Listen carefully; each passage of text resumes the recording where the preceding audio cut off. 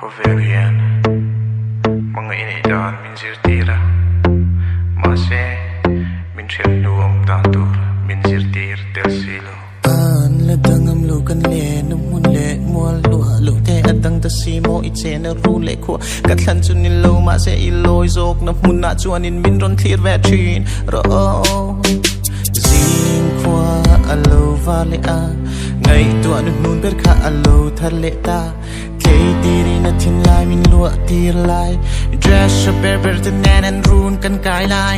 hey la ka lo ka le ria lang i dai soi tu ka shelo ve va la ka vai ka ta ni ri sang ong e chung le zua an sang ki pang pa du song le i thil du song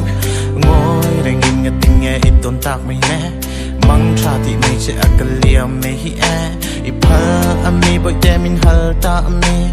Piali tu ariat no ya izal turhi Atay lo kalakam lo je Boy te ite lo valeng kalang nam lo ve Boy ta ka ikut siya katang So va inut siya i boy te ang tinge Di ka pom te ang le Sag mel mo Isag ruanga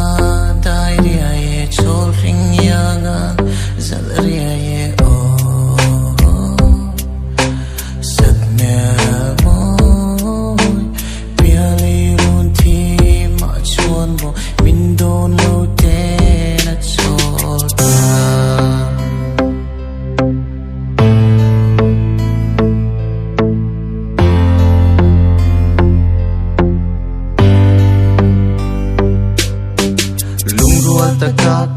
Chinin run ngay ka ko har in anti ang kilo hem tu dang hingai ta ami travel dang in ru na an lo kai mai ni mangai na o ka chunu atrang lainat na ne mate ati che achul achul izal na the nem puanang ichul tu hi phalbi kleine itiam tu de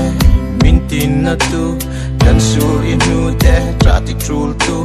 ayang a cham reng chuliang an ram ta kong e I ta ka kathin lung dam na kan ru ni lo fin kong e I lo ya chung si ar aya sanga I loi ta mo